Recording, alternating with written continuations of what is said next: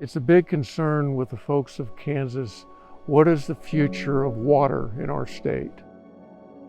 And we believe that the future of water in this state, there's a partnership with grain sorghum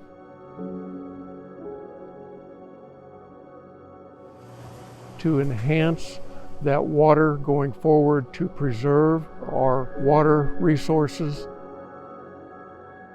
And together, working together, we can do what we can to stretch our water supply out and make it count so that the generations that follow us can share in the wealth of water that exists.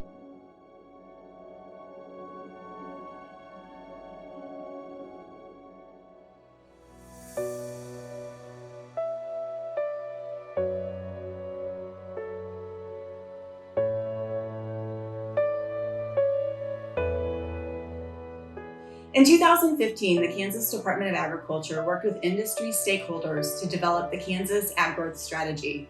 Sorghum leaders from across the state gathered to identify goals, objectives, and action items to advance the sorghum industry.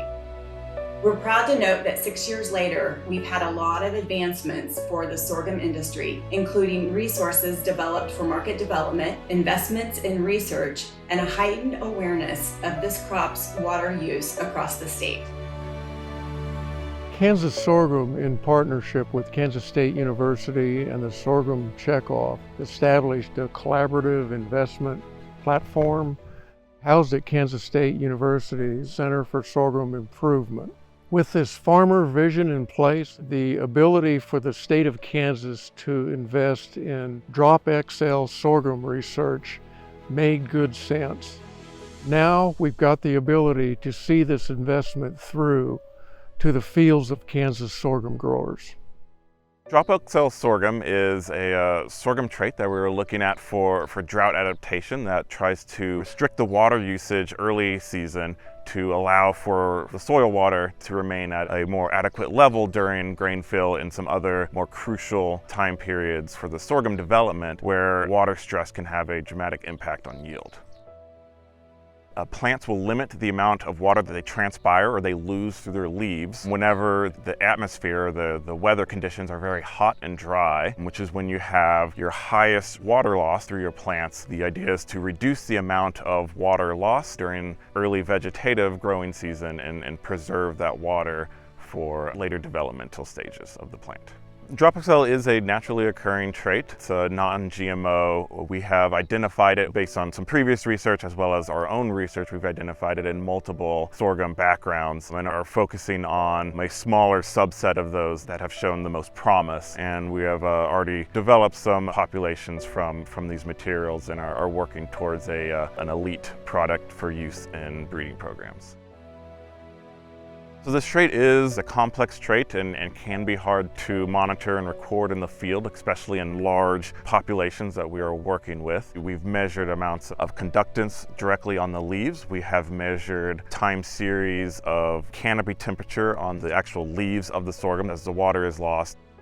For even large, multiple acre size fields, we have employed drone technology with infrared sensors flying over to monitor plots for temperature changes in the canopy.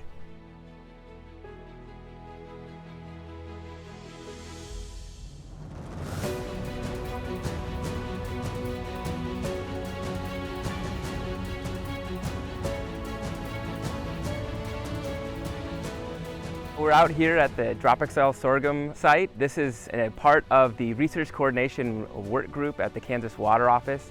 We do crop and livestock research, and it fits under that category. And it's just a great example of how we've tried to incorporate research that looks at the goals and objectives identified in our vision, feedback that we've gotten from Kansas about how we need to improve on using our water and really maximizing that resource. How do we get more out of the water that we're using, maximizing our yield, and doing everything we can to maximize our water conservation too. So it's a great example of using our water to the best of its ability. My vision as a farmer for sorghum research in Kansas is to get to that place where we've got that sweet spot of a public-private partnership to do research in Kansas for sorghum. Sorghum in Kansas is a great fit. It fits like a glove, and we look forward to the results down the road coming from this investment